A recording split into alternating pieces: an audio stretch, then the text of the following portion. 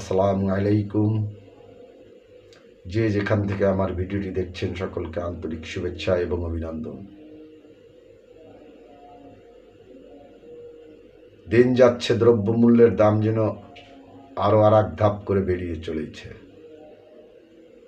বাণিজ্য উপদেষ্টা বলেছিলেন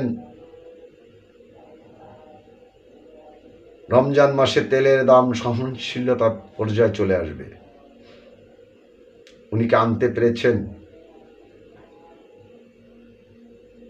তাহলে কি বাণিজ্য উপদেষ্টার পদত্যাগ করা উচিত নয়? নাকি উনি ব্যবসায়িকদের, সিন্ডিকেট ব্যবসায়ীদের, শয়তান ব্যবসায়ীদের ডেভিল থেকে এভিল করে দিচ্ছেন?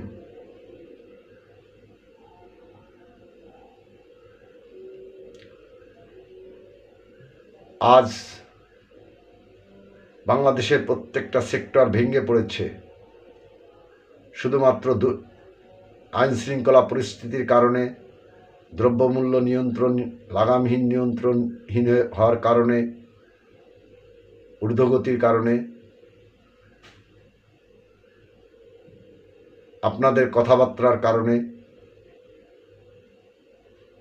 এবং আপনাদের প্রতি বাংলাদেশের মানুষের আস্থা এবং বিশ্বাস হারিয়ে যাওয়ার কারণে আজকে ধর্ষণ, চাঁদাবাজি বেড়েছে আপনাদের দুর্বলতার কারণে।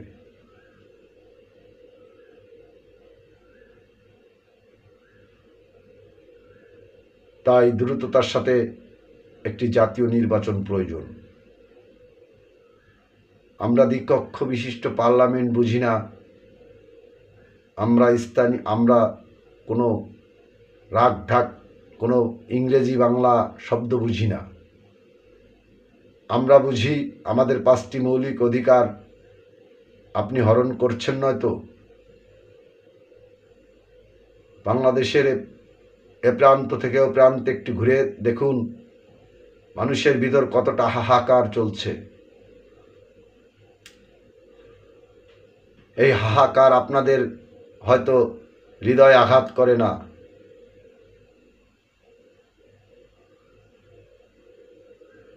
কিন্তু আমি পিতা হিসেবে যখন বাড়িতে আসি, আমার সন্তান যখন আমার কাছে খেতে চায়, তখন আমার বুকে লাগে।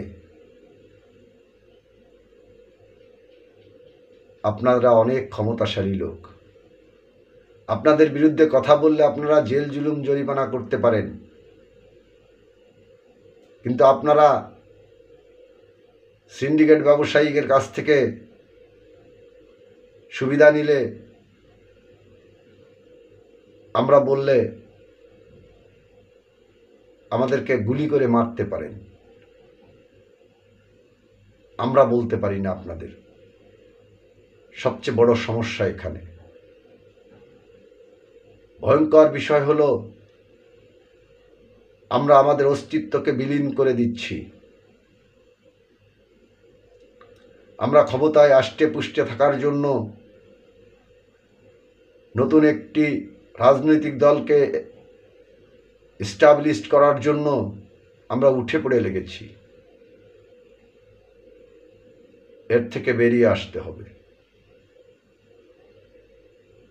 না হলে আগামী দিনের বাংলাদেশ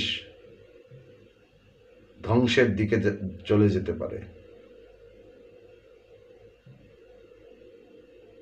বিবেচনা আপনাদের। আপনারা কি করবেন কি করবেন না?